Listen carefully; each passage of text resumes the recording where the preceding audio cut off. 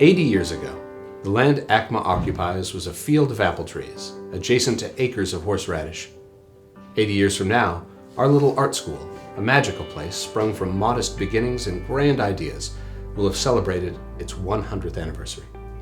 It's a community that really, everyone supports each other, really cares about each other, and it's completely unlike anything I've seen anywhere else. Arts and Communication Magnet Academy stands now on the threshold of an adventure. We look back on the grand history of our school in all its incarnations, revel in creative present that we helped to create, and turn our eyes forward to the possibility of our artistic future. To appreciate that future, it's helpful to go back to the start, that open field. The land that ACMA stands upon used to be an apple orchard under the name Ruchek Farms. In the late 1940s, Joseph Ruchek Sr. sold 10 acres of the orchard to enable C.E. Mason Elementary School to be built on a section of that land. That school building would eventually become ACMA, close to 50 years later. The elementary school was named after Curtis Eugene Mason, a well-respected member of the community. Born in 1880, the son of William and Isabella Mason, Dr. Curtis Eugene Mason, a prominent physician in Beaverton, spent his boyhood in Missouri after the immigration of his parents to that state, receiving his education in the public schools there. The Masons were of English descent and were Indiana pioneers, and Dr. Mason's paternal grandfather served in the Civil War, participating in Sherman's March to the Sea. But he started out as an educator, as a teacher, and this is one reason why he had an interest in education.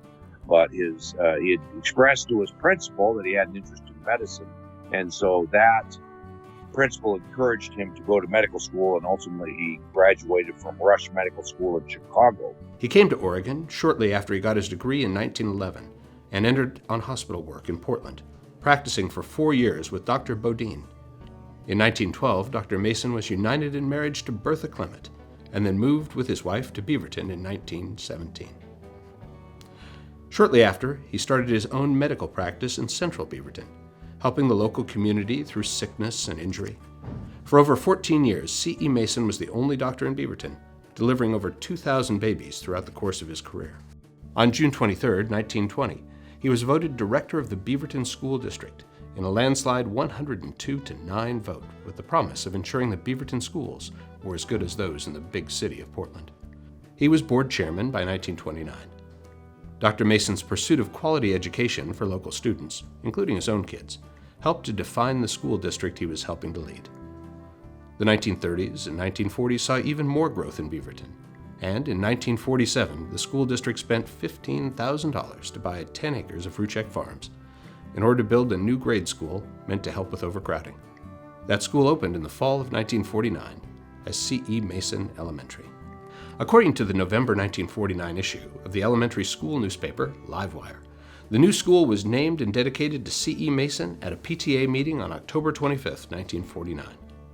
By January of 1950, C.E. Mason Elementary was getting overcrowded, and so on January 25th, the school district board members voted 215 to 76 to approve a $150,000 bond to add 9 more classrooms to the building, as well as a library.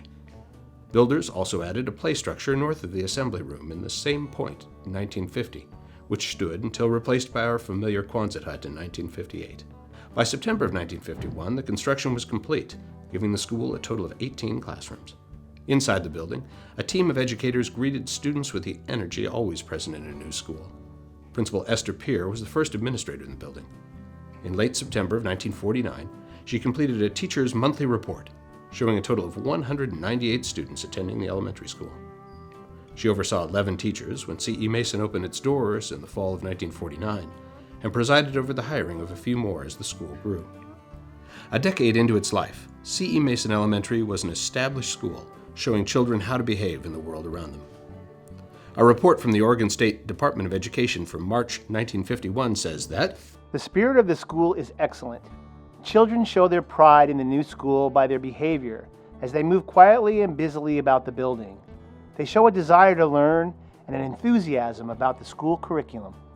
Year after year, the kids filed in. Smiling faces, eager learners, tears, scraped knees, victories and defeats on the four-square courts. From 1949 through 1973, C.E. Mason Elementary was home to neighborhood kids, a solid foundation for future Beavertonians.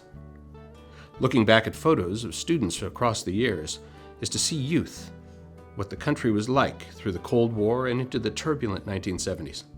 In school pictures, the collars widen, hair lengthens on both boys and girls, and formality gives way to a more colorful world.